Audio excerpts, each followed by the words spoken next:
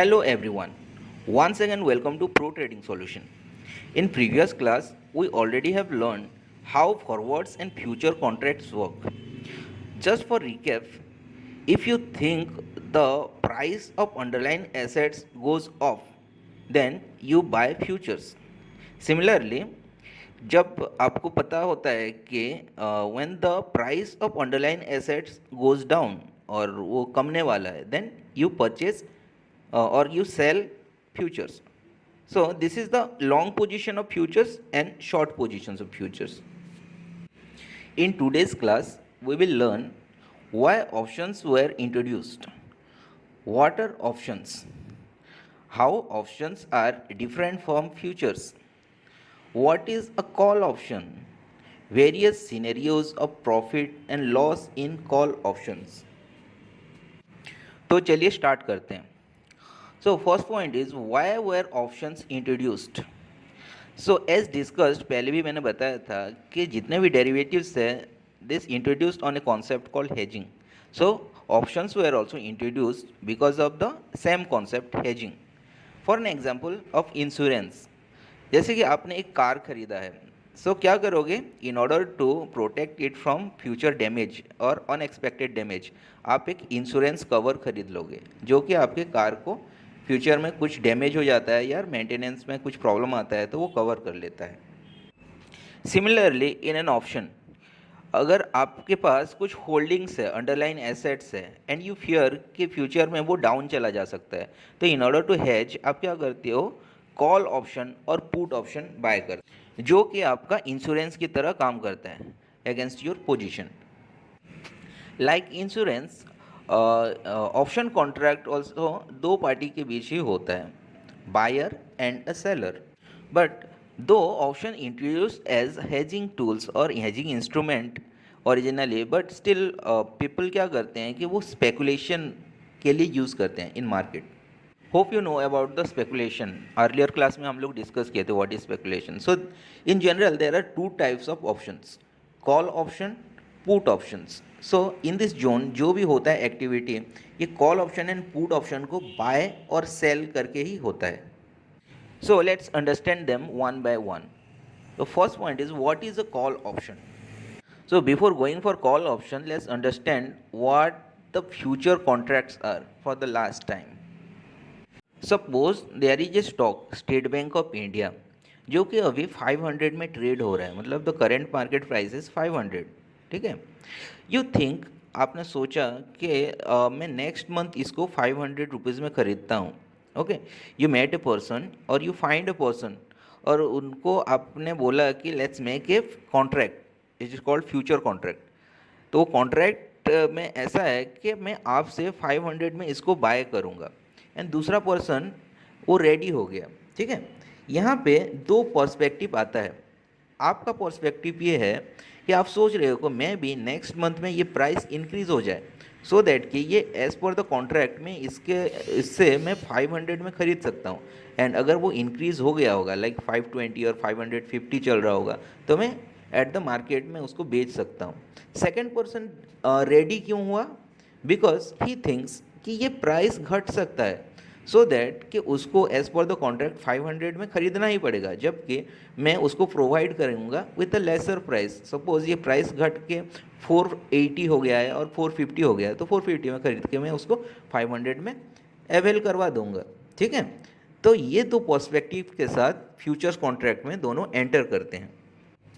Hence this is a future contract. अगर उसका price up जाता है तो मुझे प्रॉफिट मिलेगा एंड उसका प्राइस अगर डाउन जाता है तो जिसके साथ मैं डील किया हूँ उसको प्रॉफिट मिलेगा. दोनों का एक कॉन्ट्रास्ट पर्सपेक्टिव रहता है एंड ये कॉन्ट्रैक्ट में लिखा रहता है जो कि हम दोनों को ऑनर करना ज़रूरी है, मतलब मानना ज़रूरी है. Okay, this is about the futures contract. यहाँ पे ऑब्लिगेशंस आ जाते हैं. Honour the contract means you are forcefully और this is mandatory to obey that contract, और उसका गाइडलाइंस ओबे करना ज़रूरी है. मतलब आपको 500 में बेचना ही है और ख़रीदना ही है. ठीक है.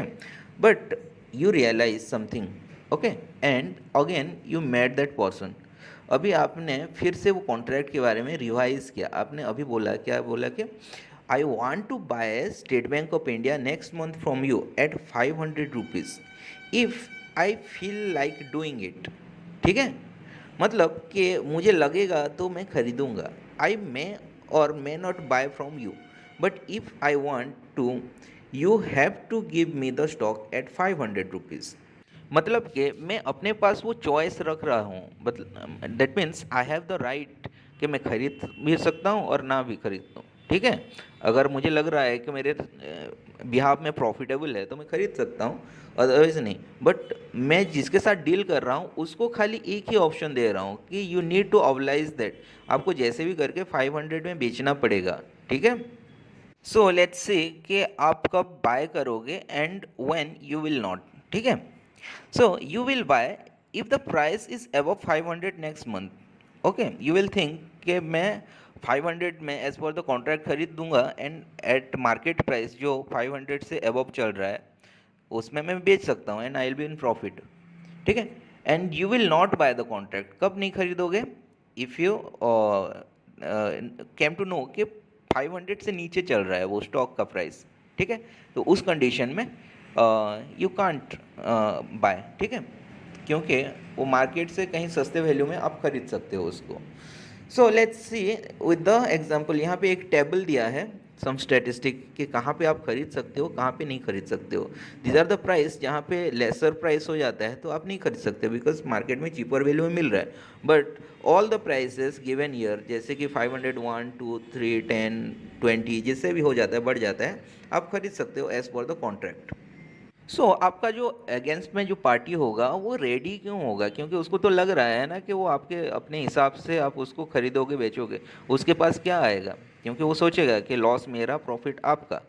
सो उसने क्या किया कि he is about to cancel that contract. ठीक है, but at the same time उसने सोचा कि लेट्स सी क्या कर सकते हैं. देन फिर वो आया आपके पास एंड उसने समझाया कि ठीक है चलो आप ख़रीदना चाहते हो तो let me protect the risk. आपका रिस्क जो है उसको मैं प्रोटेक्ट करता हूँ थ्रू एन इंश्योरेंस. सो यहाँ पे आप ऑप्शन बायर बन जाओ एंड मैं क्या करता हूँ कि I will be the option seller. ठीक है, सो जस्ट एज्यूम कि मैं एक इंश्योरेंस सेल कर रहा हूँ आपको. सो जैसे इंश्योरेंस में होता है ना टू प्रोटेक्ट योर वेल्थ, तो यहाँ पे मैं क्या कर रहा हूँ, मैं आपके ऑप्शंस को प्रोटेक्ट कर रहा हूँ. So I will charge a premium. उसका एक कमीशन चाहिए मुझे. ठीक है, जैसे LIC वगैरह में होता है ना, कमीशंस लेते हैं, प्रीमियम लेते हैं in order to protect your life. तो यहाँ पे मैं कमीशन चार्ज करता हूँ विच इज़ 20 रुपीज़. बिकॉज यहाँ पे मेरा ये पर्सपेक्टिव है कि द अंडरलाइन एसेट्स जो कॉन्ट्रैक्ट है ना, options contract, it may not likely go above 20 rupees और 520 जो अंडरलाइन एसेट्स वैल्यू है. सो उसके नीचे रहता है तो मैं क्या करूँगा, प्रॉफिट बुक कर लूँगा. जो प्रीमियम उसने दिया है दैट इज़ नॉन रिफंडेबल, तो मैं क्या करूँगा, वो प्रीमियम में प्रॉफिट में एनकैश कर सकता हूँ. ठीक है, there are some jargon or terminology used in option. Like in insurance, an option contract is also क्या होता है, दो पार्टीज के बीच ही होता है. ठीक है, the first party is called buyer of an option and second party is called the seller of an option, और राइटर बोलते हैं उसको, ऑप्शन राइटर्स. तो लेट्स सी बायर्स क्या करता है. बायर एक्चुअली प्रीमियम पे करता है, व्हेयरएज द सेलर, ऑप्शन का सेलर जो होता है ना, राइटर, वो प्रीमियम रिसीव करता है. यहाँ पे बायर के पास क्या होता है, buyer of the option contract, actually उसके पास एक राइट होता है, राइट टू बाय, मतलब वो चॉइस है. ठीक है, जैसे प्रीवियस एग्जांपल में हम लोग डिस्कस किए ना कि जैसे 500 रुपीज़ में मुझे लग रहा है तो मैं खरीदूंगा, अगर चीपर कम हो गया है तो मैं नहीं खरीदूंगा. दैट इज़ द चॉइस और राइट.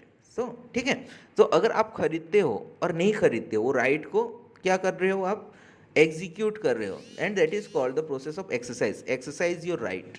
तो यहाँ पे बायर्स के पास राइट टू एक्सरसाइज होता है. ठीक है, अभी देखते हैं सेलर के पास क्या होता है. सेलर ऑब्वियसली रिसीव करता है प्रीमियम, बट उसके पास ऑब्लिगेशंस होता है. I have to sell the stock at the agreed price, जो कॉन्ट्रैक्ट में लिखा है ना, उसको आपको जैसे भी करके सेल करना ही है. If you want to execute the contract I can't refuse, मतलब वो मना नहीं कर सकता.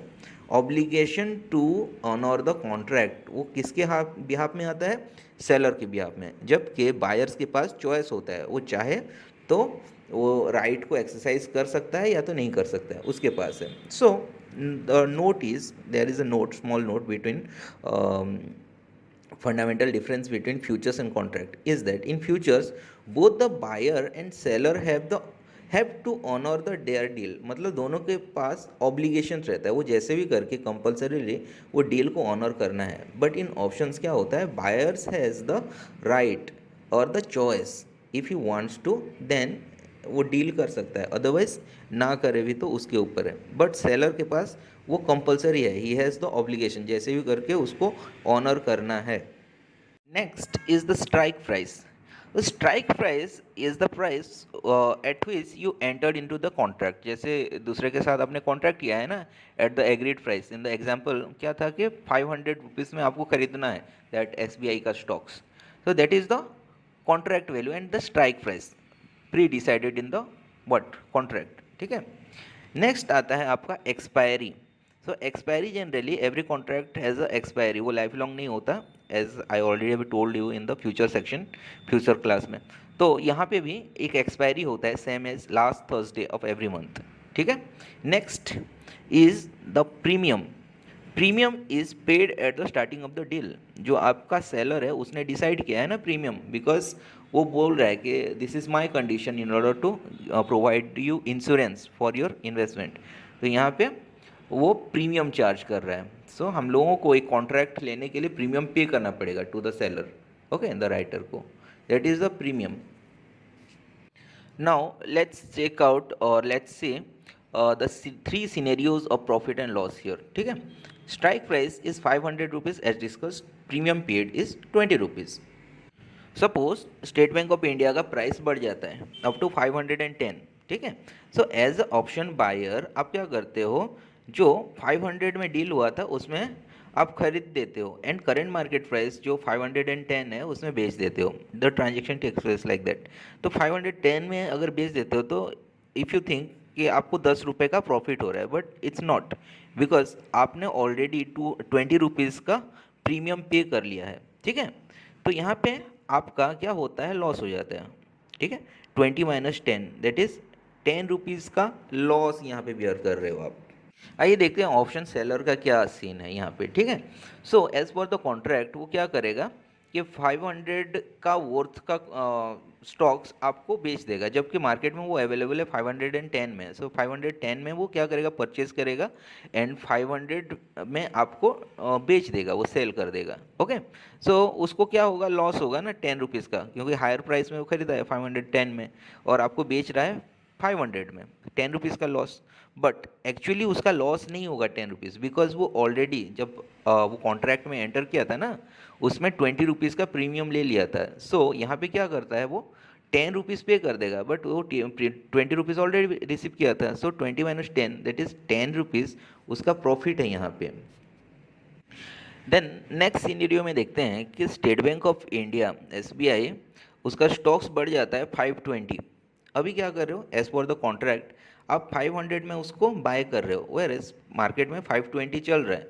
सो you can easily sell it at 520 and you make a profit of 20 rupees per shares. But यहाँ पे आपने ऑलरेडी 20 रुपीज़ पे कर दिया था to the seller at the beginning. ठीक है. तो यहाँ पे आपका प्रॉफिट, टोटल प्रॉफिट क्या होता है, net profit 20 minus 20 which is 0, मतलब आपका नो प्रॉफिट नो लॉस हो गया. सिमिलरली ऑप्शन सेलर्स का क्या होता है कि the option seller have to sell the stock at 500. ठीक है. जो कि वर्थ है 520 इन द मार्केट, तो वो अवेल करवाएगा, 520 में परचेज करेगा एंड 500 में आपको सेल करेगा.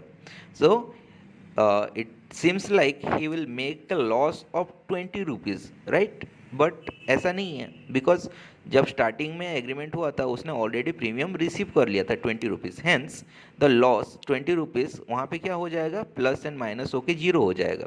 20 रिसीव किया था, अभी 20 का लॉस रियलाइज हो रहा है. ठीक है. तो 20 माइनस 20 इज़ 0, तो वो भी no profit and no loss में रहेगा.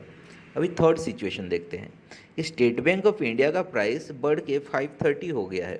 ठीक है.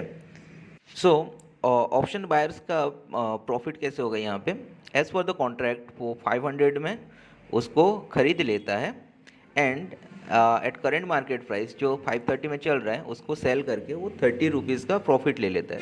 But what is the realize profit over year, जब वो कॉन्ट्रैक्ट स्टार्ट हुआ था उसने ऑलरेडी प्रीमियम 20 रुपीज़ पे कर दिया है ना, तो उसको डिडक्ट करेगा। तो net profit will be 30 minus 20 is equal to 10 rupees. 10 rupees का प्रॉफिट होता है। वेयरएज सेलर्स का क्या है, वो 500 में उसको सेल करेगा, वेयरएज मार्केट में 530 में चल रहा है तो 530 में अवेल करवाएगा। हेंस उसका कॉस्टिंग 530 आ जाएगा, जबकि वो 500 में उसको प्रोवाइड कर रहा है। ठीक है, तो यहाँ पे 30 रुपीज़ का उसको रियलाइज लॉस हो रहा है। ओके, बट 30 रुपीज़ का रियलाइज एग्जैक्ट लॉस नहीं है, बिकॉज उसने 20 रुपीज़ अर्लियर जब कॉन्ट्रैक्ट बना था उसने रिसीव कर लिया था, तो उसका नेट लॉस है 30 minus 20, that is the 10 rupees का ही लॉस है।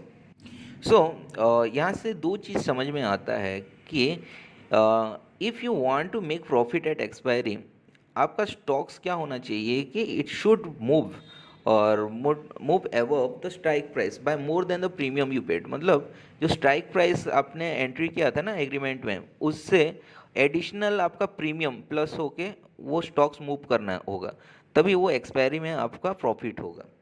जैसे कि यहाँ पे आपका स्ट्राइक प्राइस 500 था and you paid a premium वो 20 रुपीज़, ठीक है, तो वो अंडरलाइन एसेट्स 520 से ऊपर जाना चाहिए, सो दैट कि टिल एक्सपायरी आप प्रॉफिट बना सको। Number two, what ever your profit that will be my loss and vice versa. मतलब जो आप डील किए हो ना किसी के साथ, there are two person, option buyers and option sellers. तो ऑप्शन बायर्स का जो प्रॉफिट हो रहा है यहाँ पे देख सकते हैं टेबल में, ऑप्शन सेलर्स का वो लॉस हो रहा है, एंड वाइस वर्सा। मतलब ऑप्शन सेलर्स का जो प्रॉफिट हो रहा है ऑप्शन बायर्स का वो लॉस हो रहा है। देयर इज ए प्राइस जहाँ पे हम लोग नो प्रॉफिट नो लॉस कर सकते हैं, both party buyers and sellers. और उस पॉइंट को हम लोग ब्रेक इवन पॉइंट बोलते हैं। ठीक है, इस एग्जांपल में 500 price is the break even point for both buyers and sellers. So break even का फॉर्मूला होता है for call option, that is the strike price plus premium. Now let's increase the horizon of our imagination. Suppose the State bank of India का stock price गिर जाता है, ठीक है, up to 400 और 300। सो यहाँ पे as a option buyer you will only lose the premium amount, that is 20 rupees, whereas option seller will gain that premium amount 20 rupees only, मतलब your loss is his profit. But in the second situation we found कि वो SBI का stocks बढ़ जाता है, ठीक है, and it jumps to 700 rupees. तो अभी 700 सो गया तो 200 above that strike price, right, जो कॉन्ट्रैक्ट में आपने एंटर किया था। So after deducting the premium आपका नेट प्रॉफिट निकल आता है 200 minus 20, that your premium value. So it comes around 180 profit. ठीक है, एंड 180 रुपीज़ आपका प्रॉफिट हो गया। Whereas that profit is the loss of the option sellers, जो कि 200 रुपीज़ माइनस प्रीमियम रिसीव किया है सो खाली, तो 180 रुपीज़ का लॉस होता है।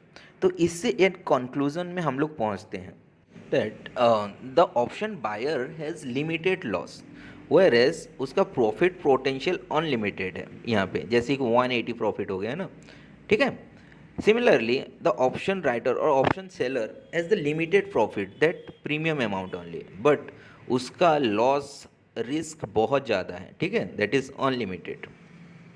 और let's find out what is a put option, ठीक है, then we will discuss how the put option is different from future selling or selling the futures contract.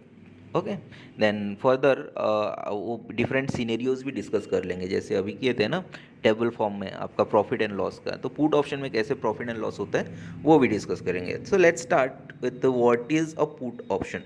But before going forward let's get back to that example, future contracts के बारे में। Okay, futures contract में कैसे होता था कि I have a holding, okay, just remember that previous example, potato जो producer था वो क्या सोच रहा था कि देयर इज़ अ रिस्क के फ्यूचर में ये प्राइस घट ना जाए, तो वो क्या कर रहा है कि सेल के इंटेंशन में अभी एक कॉन्ट्रैक्ट बना रहा है, वो प्राइस को फिक्स कर रहा है फॉर फ्यूचर डेट। तो यहाँ पे भी क्या हो रहा है कि यू एज्यूम कि प्राइस में go down, state bank of India का ही एग्जाम्पल लेते हैं, प्रीवियस एग्जाम्पल में जैसे था, state bank of India is right now trading at 500 rupees and you assume कि दिस प्राइस में गो डाउन, नीचे आ जाएगा, ठीक है, 490 और 450 हो जाएगा, बट आपको सेल करना है at 500, so you will realize profit.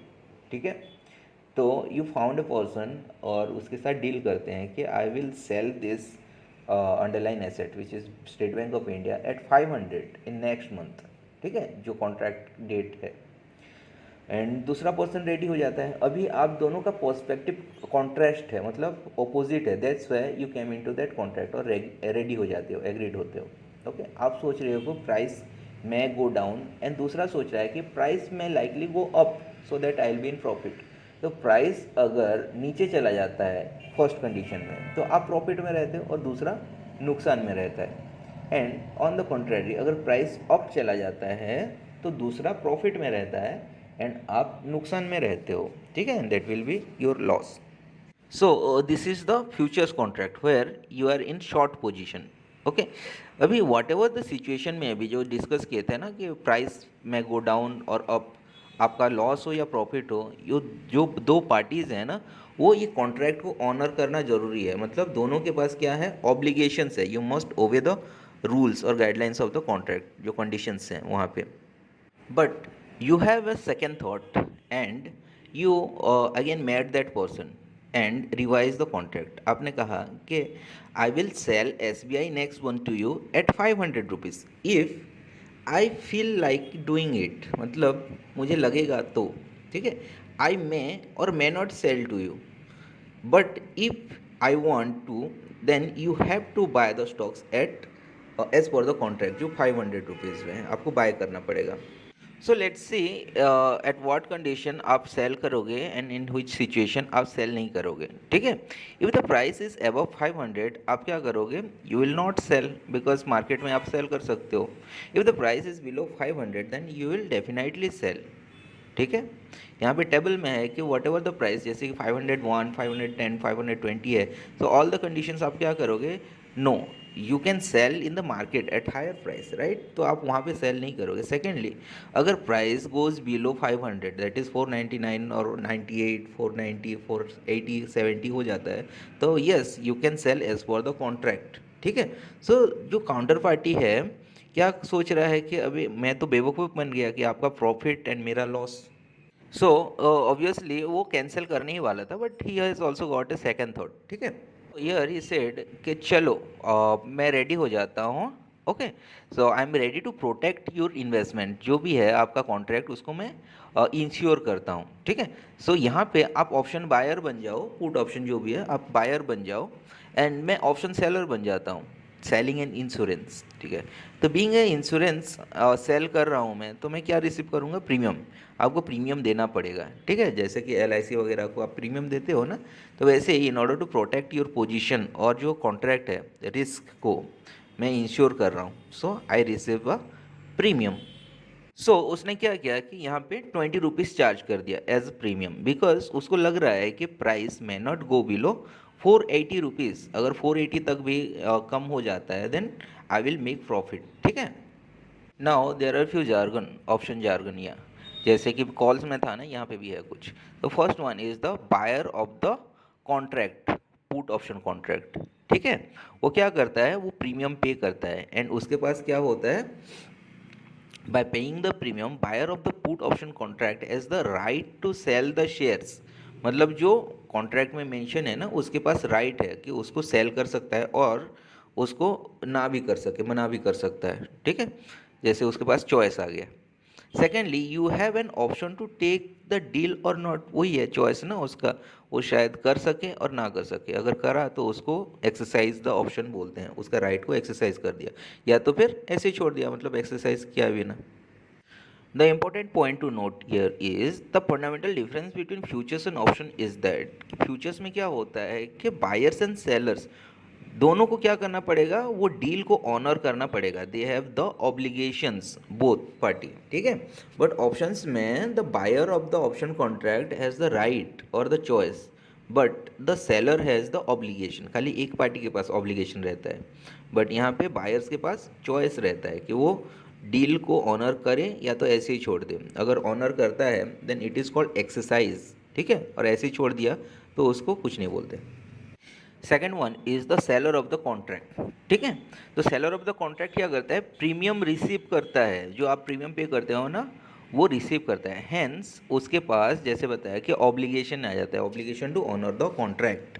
So if you want to execute the contract I can't refuse, मतलब कि आप अगर वो 500 में बेचना चाहते हो तो I have to buy anyhow as per the contract at the agreed price, जो 500 था उसमें खरीदना पड़ेगा, ठीक है।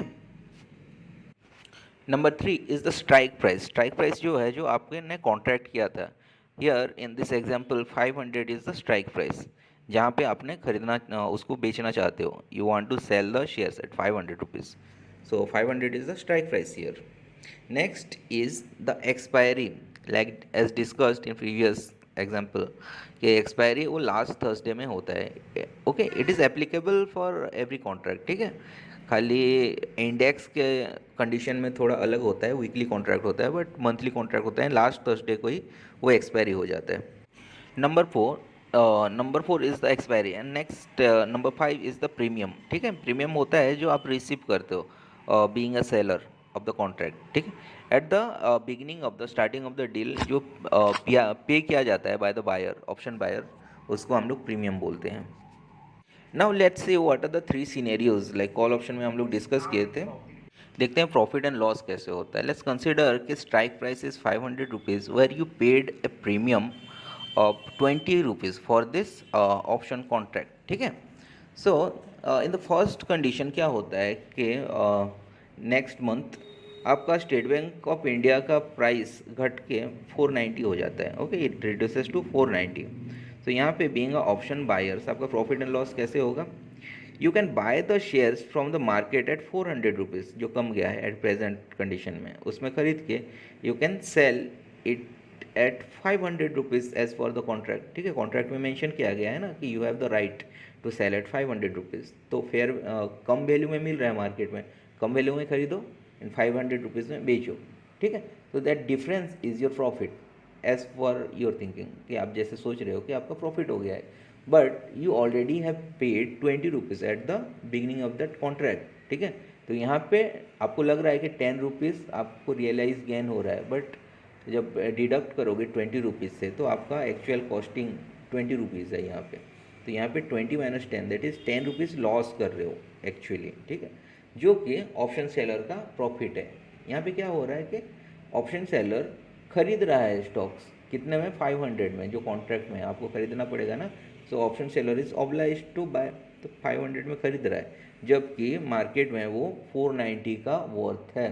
तो यहाँ पे ऑप्शन सेलर क्या कर रहा है, 10 रुपये का लॉस कर रहा है, बट वो एक्चुअली लॉस नहीं है, बिकॉज एट द बिगिनिंग जब कॉन्ट्रैक्ट किया था उसने 20 रुपीज़ प्रीमियम रिसीव कर लिया है। सो 20 माइनस 10 करेंगे तो 10 रुपीज़ का स्टिल उसका प्रॉफिट हो रहा है, ओके। देखते हैं सेकंड सिनेरियो में क्या होता है। स्टेट बैंक ऑफ इंडिया का प्राइस घट के 480 हो जाता है, ठीक है। तो यहाँ पे क्या होगा कि मार्केट प्राइस में आप खरीदोगे 480 में एंड उसको एज पर द कॉन्ट्रैक्ट 500 में बेच सकते हो, ठीक है। Hence you make a profit of 20 rupees as per your thinking. So but यहाँ पे क्या हुआ कि जब स्टार्टिंग हुआ था कॉन्ट्रैक्ट, तो वहाँ पे आपने ऑलरेडी प्रीमियम पे कर चुका है 20 रुपीज़ का। तो यहाँ पे net gain is 20 minus 20 is zero, मतलब नो प्रॉफिट नो लॉस में बैठ गए, ठीक है। ऑप्शन सेलर्स का क्या है, उसको खरीदना पड़ेगा ना 500 रुपीज़ में, जबकि वो स्टॉक्स का वैल्यू अभी 480 चल रहा है। तो मार्केट में आपसे 500 में जैसे भी करके उसको खरीदना है, एंड फेयर मार्केट और करेंट मार्केट में उसका 480 वैल्यू चल रहा है। सो वो बेच कैसे सकता है, ठीक है। वो बेचेगा तो उसको लॉस होगा कितना, 20 रुपीज़ का। बट यहाँ पे जब स्टार्ट हुआ था कॉन्ट्रैक्ट, तो उसने 20 रुपीज़ का प्रीमियम रिसीव कर लिया था, हेंस 20 माइनस 20 इज़ जीरो, सो वो भी नो प्रॉफिट नो लॉस में बैठेगा। सिनेरियो 3 में क्या होता है, the State bank of India के प्राइस और कम हो जाता है, लाइक 470 रुपीज़, ठीक है। तो यहाँ पे क्या होगा कि मार्केट प्राइस में आप खरीदोगे 470 रुपीज़ में and as per the contract आप 500 में उसको बेच दोगे, ठीक है। सो यहाँ पे प्रॉफिट कितना बनाते हो आप, bought at low price and sold at high price, the difference is your profit, that is 500 minus 470, 30 rupees your profit यार। बट एट द बिगिनिंग जब कॉन्ट्रैक्ट स्टार्ट हुआ था आपने 20 रुपीज़ ऑलरेडी पे कर दिया है, ठीक है। तो आफ्टर डिडक्टिंग जो बच जाता है वही आपका प्रॉफिट होता है, which is 30 minus 20 is equal to 10 rupees your net profit. जबकि सेलर का क्या होता है कि उसको जैसे भी करके as per the contract 500 rupees में खरीदना ही पड़ेगा, ही नीड्स टू और the seller has to honour the contract, उसके पास ऑब्लिगेशन है और कोई चांस ही नहीं है। तो 500 में ख़रीदा, जबकि मार्केट में 470 चल रहा है करंट मार्केट प्राइस, अभी उसको बेचेगा 470 में, तो उसका लॉस कितना हो जाएगा? Bought at high, sold at low price, the difference is his loss. तो यहाँ पे 500 minus 470 that is 30 rupees is his loss, ठीक है। बट यहाँ पे टोटल 30 रुपीज़ लॉस नहीं है, बिकॉज वो एट द बिगिनिंग जब कॉन्ट्रैक्ट स्टार्ट हुआ था 20 रुपीज़ रिसीव किया था as a premium, so the difference is 30 minus 20, so is equal to only 10 rupees का ही लॉस हुआ। सो फ्रॉम दिस एग्जाम्पल, ये टेबल से एक चीज़ हम लोगों को, इनफैक्ट दो चीज़ हम लोगों को पता चलता है। पहला, if you want to make profit at expiry, तो आपका स्टॉक्स को एक्चुअली प्रीमियम को डिडक्ट करेंगे स्ट्राइक प्राइस से, तो उसके नीचे आ जाना चाहिए। The stocks need to be below the strike price by more than the premium you paid. यहाँ पे जैसे कि इस एग्जांपल में स्ट्राइक प्राइस हम लोगों का 500 था एंड प्रीमियम हम लोग पे किए थे कि 20 रुपीज़, ठीक है, being a buyer of that option. तो यहाँ पे price needs to come below 480, ठीक है, उसके नीचे आएगा, then only you will make profit on expiry. Secondly, ये सीखने के लिए मिला कि whatever is your profit that will be my loss and vice versa, मतलब जो ऑप्शन बायर्स का प्रॉफिट है वो ऑप्शन राइटर का लॉस है, एंड वाइस वर्सा जो ऑप्शन राइटर का प्रॉफिट है वो ऑप्शन बायर्स का लॉस है। Okay, then next thing is कि no profit and no loss scenario, that is called break even point, ठीक है। तो यहाँ पे 480 is the break even point for both buyer and seller of the option. So here is the formula of break even point for put option, and which is strike price minus the premium paid. Now let's increase the horizon of our imagination. For put option, if the State Bank of India price zooms to 600 or 700 rupees, ठीक है, तो option buyer क्या loose करता है? The premium amount only, you will lose only 20 rupees, ठीक है। But option seller क्या gain करता है? Only that premium amount what ever he receives 20 rupees. Okay, in the second scenario क्या होता है कि the State bank of India का प्राइस इट सैंक्स टू 200 रुपीज़, वो गिर जाता है 200 तक। तो ईयर ऑप्शन बायर का प्रॉफिट कैसे होता है? 500 से 200 आ गया ना, तो 300 पॉइंट्स का डिफरेंस है ना। सो आफ्टर डिडक्टिंग द प्रीमियम वो प्रॉफिट हो जाता है, ठीक है।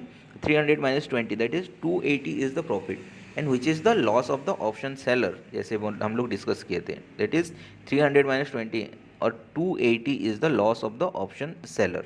Hence, this brings us to a conclusion that the option buyer has a limited loss while uh, unlimited profit potential, वो ओनली वो प्रीमियम अमाउंट ही लूज़ कर सकता है, बट उसका प्रॉफिट पोटेंशियल अनलिमिटेड है। वेयर एज ऑप्शन सेलर का जो gain होता है ना वो लिमिटेड है, प्रॉफिट लिमिटेड होता है, that premium amount only, whereas loss potential उसका अनलिमिटेड है। Now let's summarize whatever we studied just right now, ठीक है। सो कॉल ऑप्शन का क्या होता है कि जो कॉल ऑप्शन बाय कर रहा है, the buyer of call option is just bullish in vision, ठीक है, उसका एक्सपेक्टेशन क्या है? बुलिश रहता है। Whereas put option buyer का एक्सपेक्टेशन बेयरिश रहता है, he thinks market should go down, but call option क्या कहता है कि मार्केट शुड गो अप, ठीक है। Next, call option buyer has the right to buy a stock, whereas call option seller has an obligation to sell that stock to the call option buyer. Put option में कैसा है? Put option buyer has the right to sell a stock, whereas put option seller has an obligation to buy that stock from the put option buyer, ठीक है। Here is some additional information. It's not compulsory to hold your option trades, be it buy or sell. जो भी खरीद रहे हो ना उसको compulsory नहीं है, उसको होल्ड करो till expiry. You can close your trade in between also. अगर आपको रियलाइज़ हो रहा है कि आप मिनिमाइज़ कर सकते हो आपका लॉस और आपका प्रॉफिट को भी मिनिमाइज़ करने के लिए और कम प्रॉफिट में निकलने के लिए ऑन सेफर साइड आप उससे एग्जिट ले सकते हो. In fact you can exit the trade in a matter of minutes also. Okay, अभी एंटर किया 1 मिनट में भी आप निकल सकते हो वहाँ से. Something we missed here in the above discussion is the contract, actually types of contract. So options में क्या होता है कि there are four types of contract available होता है, okay, as per the time factor. So the four type of contracts कौन सा है, जैसे कि थ्री टाइप्स ऑफ कॉन्ट्रैक्ट हम लोग ऑलरेडी डिस्कस किए थे, which are near month option contract, mid month option contract and far month option contract. These are the monthly contract. ठीक है. सो मंथली कॉन्ट्रैक्ट होता है आपका stocks that underlying assets could भी स्टॉक्स में होता है, इवन इंडिसेस में भी हो जाता है, कमोडिटी में होता है, करेंसी में होता है. बट समथिंग डिफर्स हियर कि आप अगर इंडेक्स में ट्रेड कर रहे हो, specially Nifty, bank Nifty, Fin Nifty etcetera, तो उसमें आपको वीकली कॉन्ट्रैक्ट भी अवेलेबल होते हैं. Hence this is the four types of contract. ठीक है, फोर कैटेगरी कॉन्ट्रैक्ट आता है आपका weekly contract. And every contract get expire on the last Thursday. Weekly contract कौन सा होगा, थर्सडे को ही, बिकॉज उसका लास्ट और कुछ नहीं होता, थर्सडे को ही एक्सपायरी होता है. What if Thursday is a national holiday, as discussed कि नेशनल हॉलीडे अगर होता है तो उसका प्रायर डे एक दिन पहले ही हो जाएगा, वेडनेसडे से. ठीक है, एक्सपायर हो जाएगा. So as per the definition in finance, an option is a contract which conveys its owner or the holder the right but not the obligation to buy or sell an underlying assets or instrument at a specified strike price on or before a specified date depending on the form of the option. ठीक है, जैसे अभी discuss किए थे, there are two forms of option, call option and put option. So call option holder को आपका buying right मिलता है, okay, and put option holder को आपका सेलिंग राइट मिलता है at a predetermined price जो कॉन्ट्रैक्ट में एंटर्ड हुआ है, okay, before or on or before the expiry date, उससे पहले भी और ऑन द एक्सपायरी डेट भी वो कर सकता है. As per the trading behavior or perception, the option traders are categorized in three categories. ठीक है, so first categories are called bulls. Okay, so these bulls are actually the traders who expects the market to move up or they have the positive point of view about the market, then only they can make profit. ठीक है, so bulls क्या करते हैं generally market में, दे trade in call option. ठीक है, so market of जाता है तो कॉल ऑप्शन में प्रॉफिट होता है. Secondly the another category is called bear. These are the traders actually who expect market to move down. Actually उनका क्या होता है कि they have the negative perspective on the market, so then only they can make profit. And these are the traders who trade in put option. ठीक है, क्योंकि उन्हें sell करना है ना एट हायर प्राइस, तो मार्केट में नीचे जाएगा तो सो that they can avail at lower price and as per the contract sell it to someone जिसके साथ कॉन्ट्रैक्ट किए हैं एट अ हायर प्राइस. इसीलिए that's why they expect market should go down. ठीक है, एंड तभी उनका प्रॉफिट होता है. And then the third category is called stag. These are very important in option trading. ठीक है, तो जनरली द ऑप्शन कहाँ से बन रहा है, द ऑप्शन सेलर्स और द राइटर से बन रहा है, and these are known as tags. So generally what they expects, they generally expects, these are the trader who expect market to stay neutral और move within a range. वो लोग वही सोचते हैं कि market should not go as per the expectation of option buyers. ठीक है, rather वो वहीं पे रह जाए. सो इन दोनों कंडीशन में स्टैग का प्रॉफिट होता है. इनफैक्ट द ऑप्शन राइटर्स जो होते हैं ना, उनका प्रोबेबिलिटी एंड चांसेस सबसे ज़्यादा होता है रेदर देन ऑप्शन बायर्स का, in order to make profit. ठीक है, hence we conclude our option session here, and next session में मिलते हैं फिर with a new topic. Till then thank you and stay safe.